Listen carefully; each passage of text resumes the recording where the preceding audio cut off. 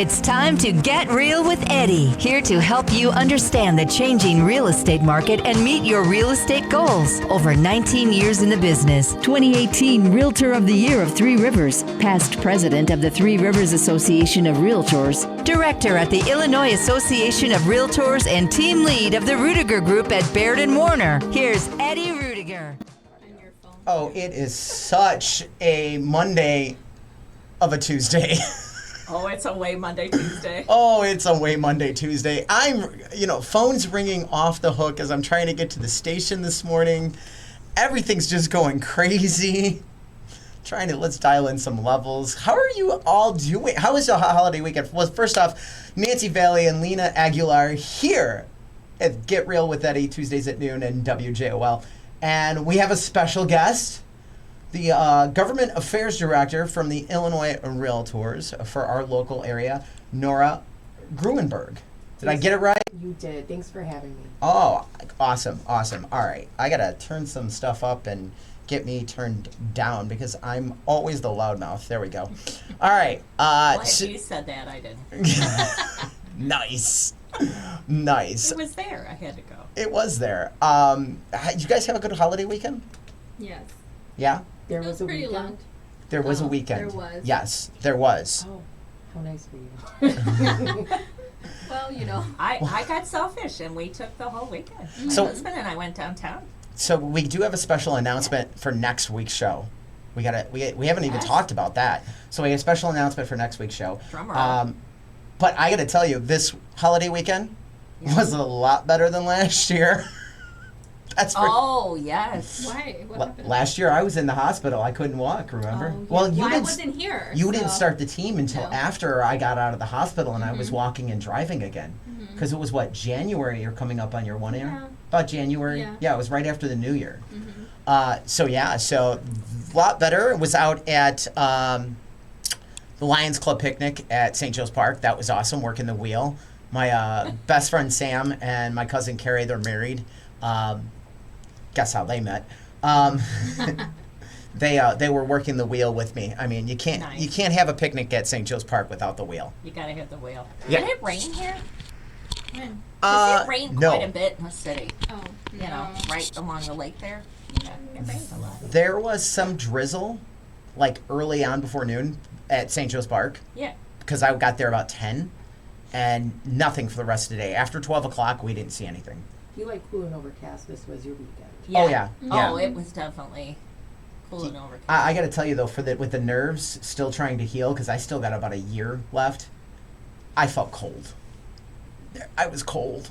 You were cold? I was It cold. was a Wow. little, but I mean, especially when it got a little damp and it was a little later at night.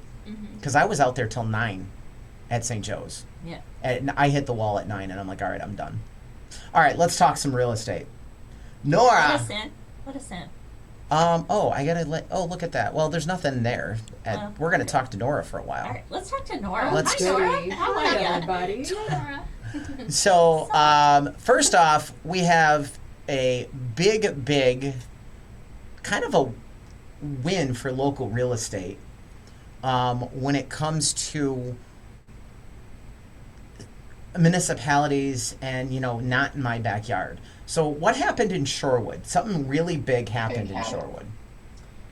So we became aware of a proposed development for mixed-use retail and multi-unit housing that was being proposed by Kipling Estates, the developer Ed Maddox that has developed a lot of the subdivisions around Shorewood, and they were approaching the village of Shorewood to develop this multi-use retail, apartments, condos, townhomes.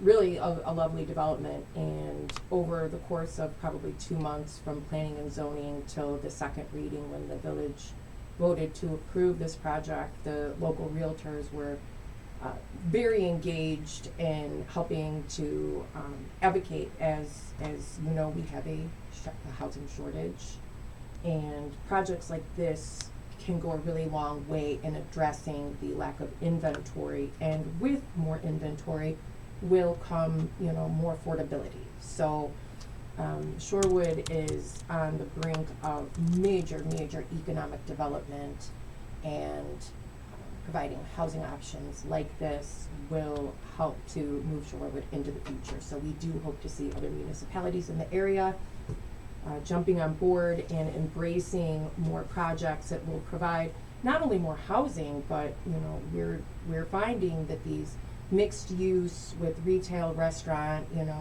that type of walkable space is really appealing to not just members of that community, but for surrounding communities too. So this looks like it'll be a great driver economically and to address some of the shortfalls in local housing inventory.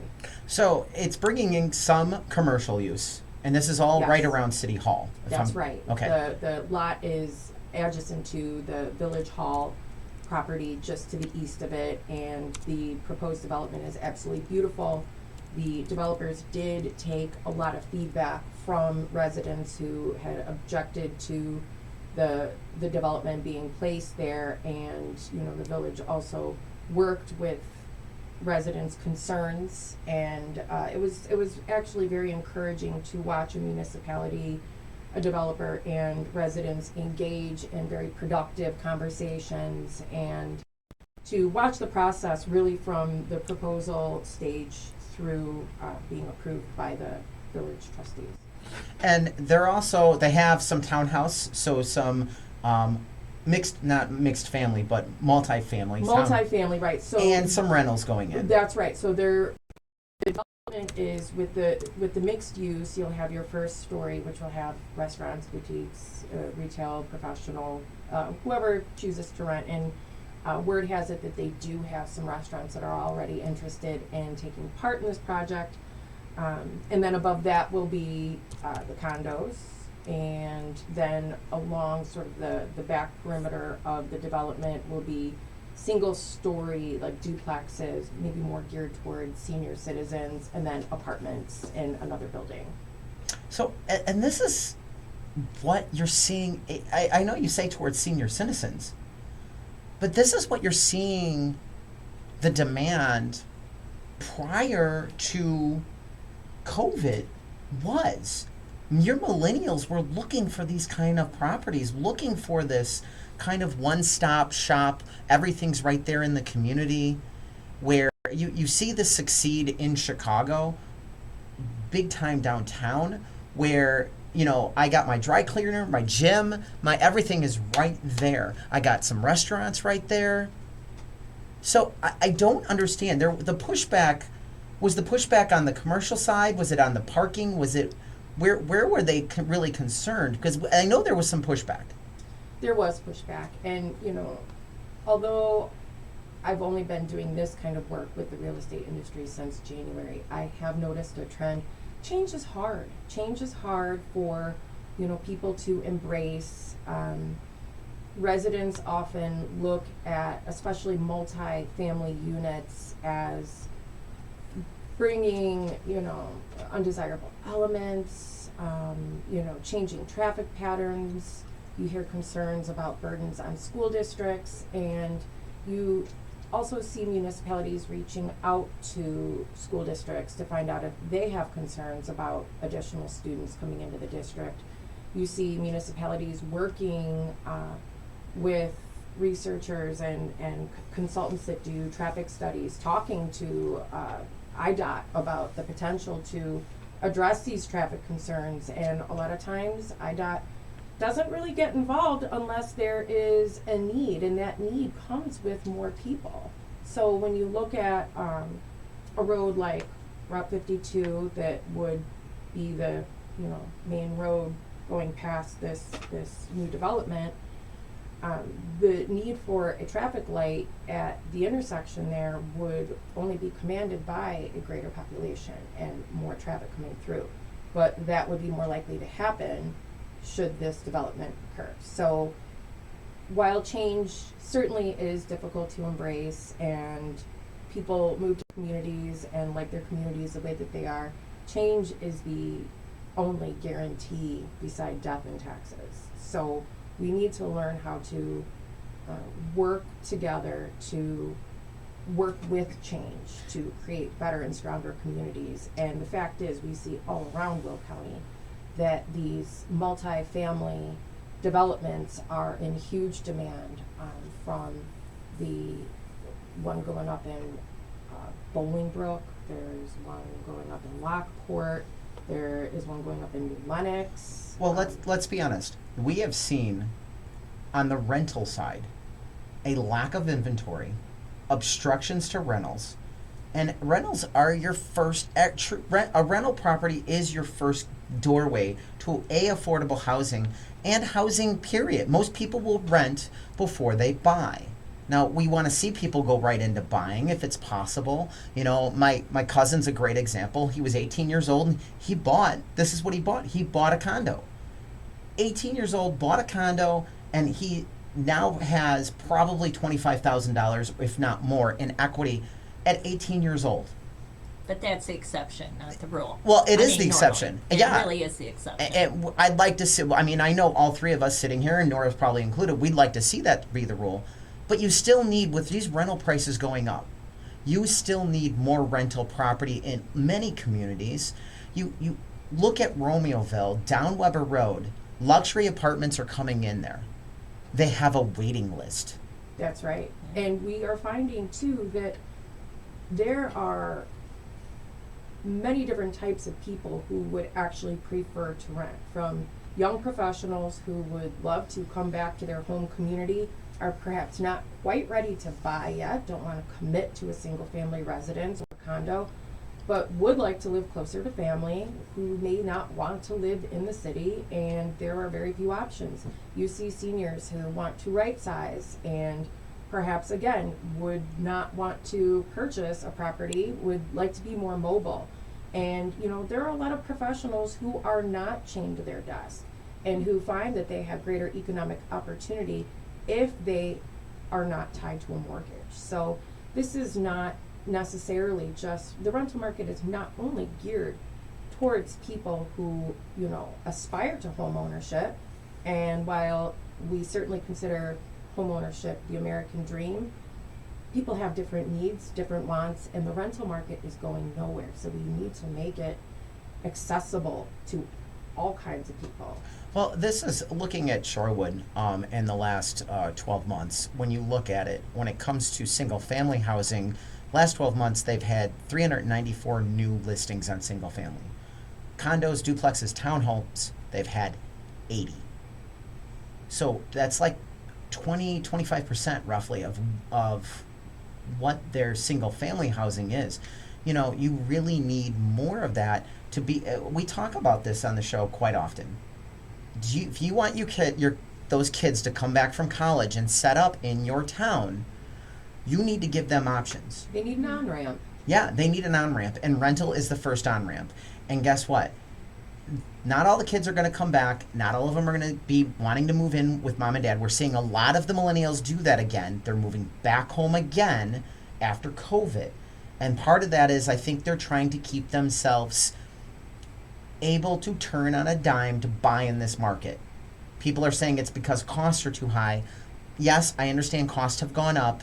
It's not as affordable as it once was. They didn't act a year ago, 2 years ago, so they've missed multiple boats. We've talked about this. But you still got to give them that on-ramp, because if you don't, they're going to go next door to another town, set up there. They're going to have, put down roots, maybe kids, maybe school districts. Now you're not going to get them back into your city. And at some point, your population's not going to be able to support the taxes that you have going on, because you don't have new blood coming in. Right, you need growth. Yeah. You need growth to support the town and to keep it healthy. But people hate change, and Yeah. and that's a natural fact of humanity, but it is inevitable. So that's part of what we do, is try to work with communities, try to do outreach, help residents to understand, what this means for them, and to help municipalities understand what are some of the policies that are available to them to maximize these opportunities. We want to be good partners in helping to shape good housing policy. So we did run into similar situation. Well, not as similar. There was a project that was being proposed in Shanahan. It was straight rental, luxury rental. If I'm understanding, I think the price for a unit started at $2,000 a month. Little less than that, but this was a luxury apartment development, and again, it was the greatest hits from the residents that, their concerns that, how do I frame this correctly? They didn't want it in their backyard. They didn't want it in their backyard. Yep. And from,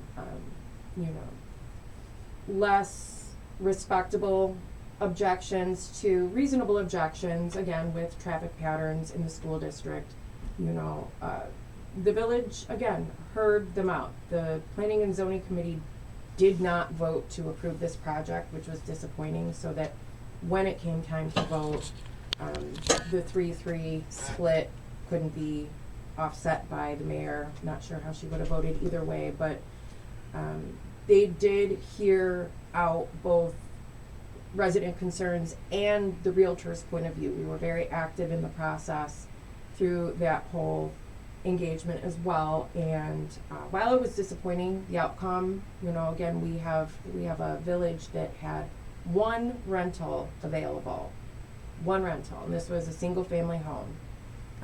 This is a problem, and in their comprehensive plan from 2019, which I think we can all agree after COVID, it's time to create new comprehensive plans, but their previous comprehensive plan did determine that mixed family developments were the future. So we're hoping that, again, being in the seat of major economic development in the vicinity to multiple warehouses, it'll be close to the big development that'll be occurring at the intersection of I-80 and I-55.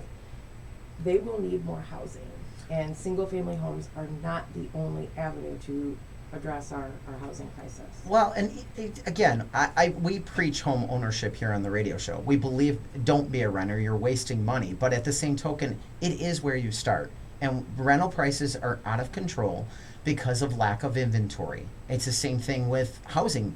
We have a lack of inventory on the housing side. We don't have enough to support our population. And you're seeing that play out in simple supply and demand numbers. And with that being said, you look again, looking at Shanahan, new listings for single family was 232 in the last 12 months. New listings for attached condos, duplexes, townhomes, 26. So again, a huge difference with Shanahan.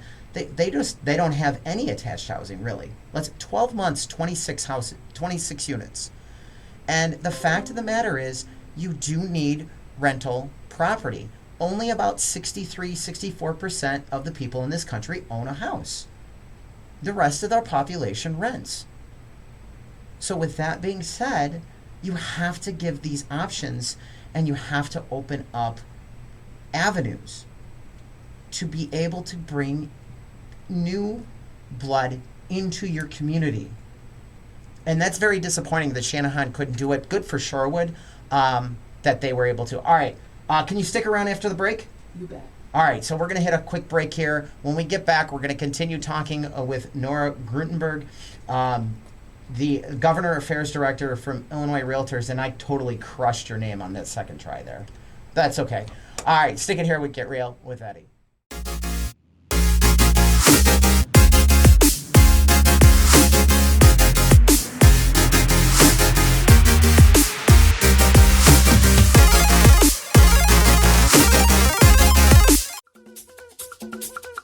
Doing everything for you except the moving, and be glad. It's Get Real with Eddie. Welcome back to Get Real with Eddie. Hey, if you got questions on the market, give Nancy a call. Nancy, what's the best number to reach you at? My phone number, 815-545-1162. One more time with that number. Number is 815-545-1162. All right, so we're with Nora, from the Government Affairs Director from Illinois Realtors, and so we kind of had a loss in Shanahan because I'm sorry, you guys made a mistake. You guys need more rental property. That you hurt the community in my view by not pushing that through. But we did get a win. Congratulations to Shorewood and the mayor there. We've invited the mayor. I got to reach out to him. I'd love to have the Shorewood mayor come out and talk to us about what's going on in Shorewood, or any of the mayors come on and tell me what's going on in their cities. So we have another situation, and that's going on in Joliet. So Nora, tell me what's going on with the city of Joliet. What isn't going on with the city of Joliet? I mean, it's a lively municipality, and the realtors work with the city to, address our key issues, which is the lack of housing inventory. And once again, while of course we all believe that owning a home is the American dream, we recognize and understand that the rental market is alive and well. It's viable. It's going Yep. nowhere. And we want to work with the city to create policies that make it possible for people to do smooth real estate transactions, that make it appealing for good landlords and good tenants to work together and build a better community. So some of the things on the books these days, there is a city council meeting this evening, and they will have a transfer tax amendment or ordinance amendment this evening that we have concerns with. Okay, so I have to ask a question right out of the gate.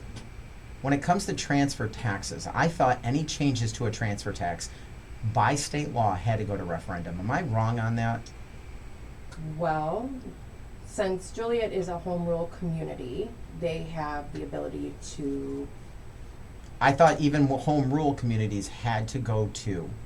I'll have to check on that, and if Okay. that's the case, then that strengthens our case that this ordinance amendment is very concerning, and we would love to work more closely with the city of Joliet. I'm encouraging council members to please delay on this, on passing this, until we can address some of our concerns with government overreach and the potential to not only delay but derail transactions by effectively skirting due process that is outlined by the lien process. So we have a lot of work to do there. I'm really hoping that the council members that I spoke with, very generous with their time, and I appreciate them taking the time to talk with me, but I understand that having a conversation with someone is very different than being in a position to cast your vote. So I do strongly encourage the council members to really reconsider this ordinance amendment, because we have serious concerns about the impact, not just on buyers and sellers, but also on the city. Using the lien process to guarantee the collection of funds due is the best possible process, and skirting it in any way could open the doors to lots of issues. So what the city's looking to do basically is not so much on water, but other liens. Let's say somebody's grass got way out of control and there was a fine.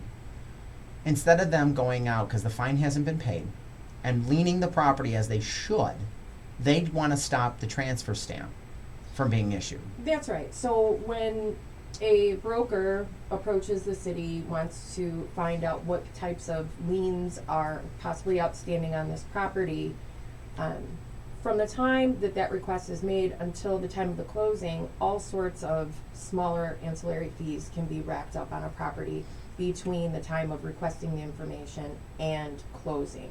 So this, again, is going to be the thing that will delay or possibly even derail closings, because that's not how you do a transaction. You have to be upfront and transparent Yep. about what is, what kind of liens might be on the property. So by skirting the lien process, you're skirting due process. And this is not, it's not good for buyers, it's not good for sellers, it's not good for the city of Joliet, because this could result in even more vacant properties that don't have someone living in it to bring revenue to the city.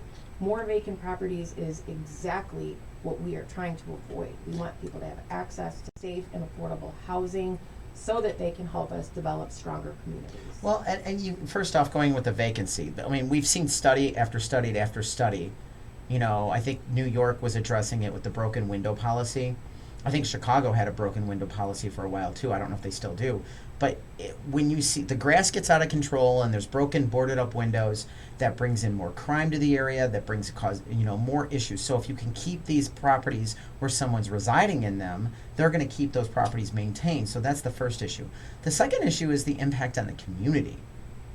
These minor delays, people forget when someone's buying a house, they have a life. They have their kids going to school, they have work, they have other things going on. This is not the only thing going on. So when you start adding these more regulations and additional hoops they have to jump through, they just don't buy in your town. They go to where it's easy. That's right. It's not. It does not make for a friendly business environment. If you can't trust the transparency Yep. of the local government to be upfront about what is due and why, then it's going to make it really difficult for people to want to do business in Joliet. And that's another thing we want to avoid. Joliet's a great city. We want people to want to move to Joliet and live here, grow their families, and spend their time and their money in the city. So that's why we have serious concerns about the transfer tax ordinance amendment. Yeah, I can see this being a huge delay in a transaction. Well, and it's potentially not lawful. Yeah, If you're that skirting due process and you're trying to find a loophole to basically avoid the lien process, whether it's because you don't have the administrative capacity or don't wish to, incur the costs involved, which are, But when there's a lien on a property, those lien costs for the city get passed on to the owner. So if they're not cutting their grass and they're going to have to pay that lien. or to the future buyer. And if they Well, decide yeah. that property is something that they are willing to take on the cost of the lien, Absolutely. they know up front when they ask, what does this look like? What am Yeah. I looking at here in this transaction? You don't want to have these 11th hour, oh, hey, by the way, you owe another $1,500 for all of these various fees that we've racked up from the time your broker approached the city to find out what was due till the closing day. Well, I've unfortunately I've dealt with the city way too long, way too much, and sometimes I have challenges getting anything when it comes to a fee up front. Like, what do you guys have? And I get it. The staff works so hard. They work so hard, but I think their systems sometimes are antiquated and outdated. Oh, welcome to government. Yeah, exactly. And so the communication, and the problem is you put in a request, and next thing you know, oh, by the way, we missed this one. Wait a minute. We already have a contract on this.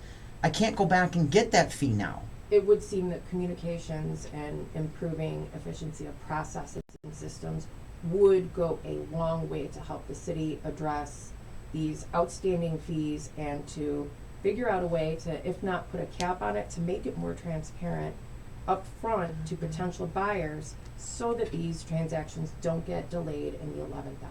Absolutely. You've ran into delays on transactions, Nancy, haven't you? Yes, I have. From municipalities. I don't know if it was Joliet, but From municipalities.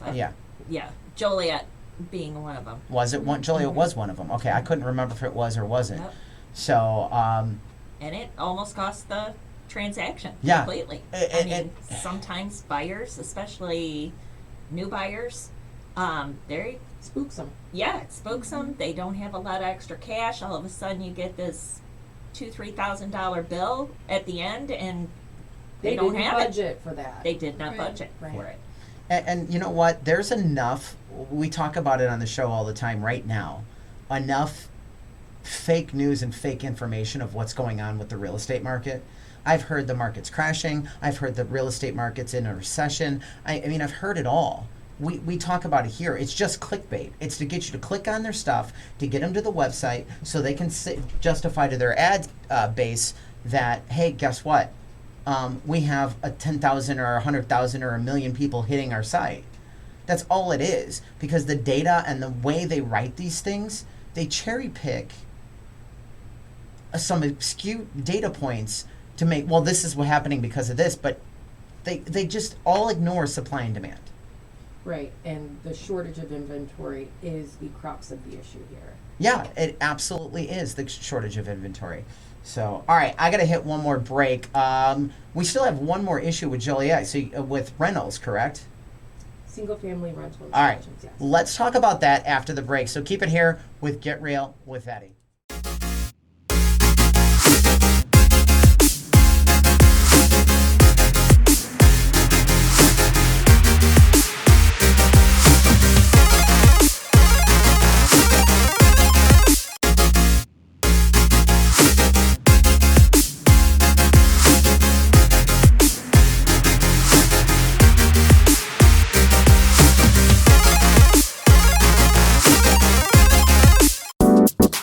It's Get Real with Eddie, where everyone deserves the opportunity of home. And if you want that opportunity of home, give Lena a call. Lena, what is the best number to reach you at? It's area code 402-637-4645. Or you can give me a call, 815-823-5478. All right, so continuing our conversation of what's going on with Joliet housing, and there's a city council meeting tonight. We were just talking off air that, the younger generation, they're looking for the rentals, and they want to be mobile. All right, and I think that's a great point, but that's another reason why you have to give the townhome duplexes and the family kind of stuff an opportunity to be put in your community, because this younger generation thinks differently, acts differently, and every study shows that's what they wanted before COVID. During COVID, they started looking at single family houses. But they're starting to sway a little bit, not all of them, but some of them are looking to go back to that. And they want that multifamily because in their mind, they're free. They can pick up and go. This is why I always say, if you got a condo situation, first off, you should allow rentals. Second off, put a cap on it. All right? Because that way you keep your project FHA approved. Mm-hmm. And you make sure whoever's doing it does the FHA paperwork every 18 months. If your management company hasn't filed FHA paperwork, ask them why. It needs to be done. All right, so now City of Joliet, outside of this transfer tax issue, they're looking at expanding single family rental inspections. Well, they're looking at incorporating single-family rentals into their existing registration and inspection program. Okay. So it's understandable that a municipality would want to keep track of landlords and properties that are being rented. And we've worked with the city. This is an age-old issue that has been bandied about in Joliet City Hall long before I ever darkened their doorstep. This is a long-term issue, and now we're at the point where we're working with staff and the council members to address some of our concerns with the most recent iteration of this ordinance, and I feel like we're making progress. See, I am so old school on this. I don't see the city or the state coming in and requiring an inspection on my car when I go to sell my car. Well, you do have to have your regular emissions test. I got to have an emissions test, but that has nothing to do with the transfer of the ownership. That has to do with my plates and my tags and all of that. So there is more people that get hurt in car accidents every year that get hurt in housing. And that's the argument with these inspections. Now, I completely agree when it's a multi-family unit, 2, 3, 4 units, whatever, 6, there should be an inspection. Because I, as the tenant, cannot control what's going on in the other unit.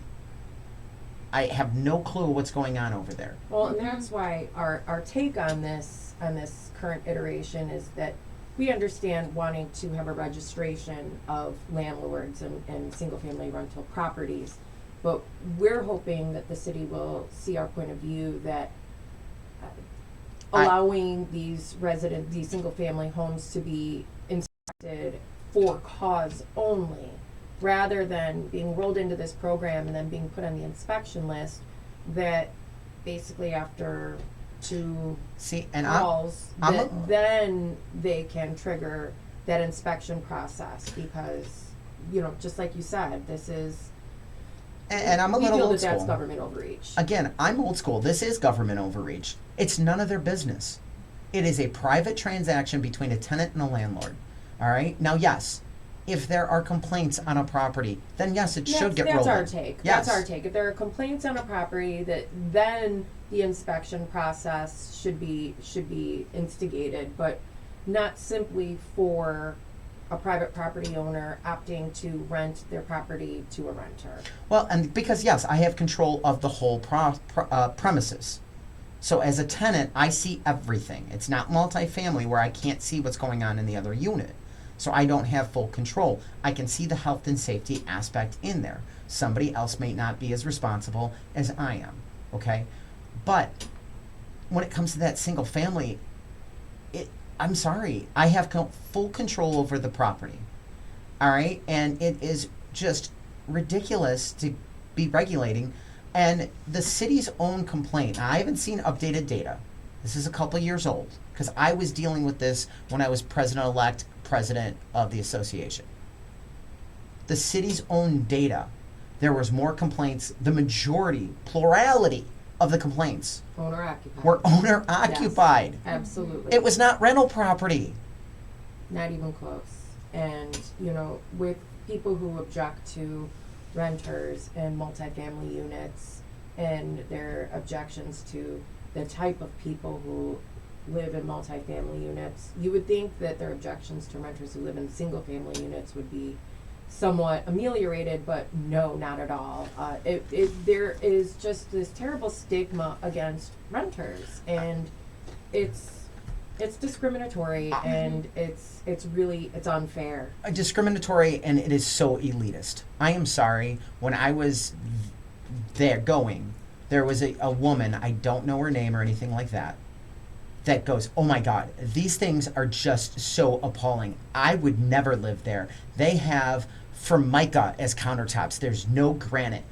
Yeah, it's a rental. Mm-hmm. Are you kidding me? I mean, honestly. That You sounds need like a privileged place to live. you gotta have granite. Only. Have you never seen Corian? They'd be upset because my house has Corian.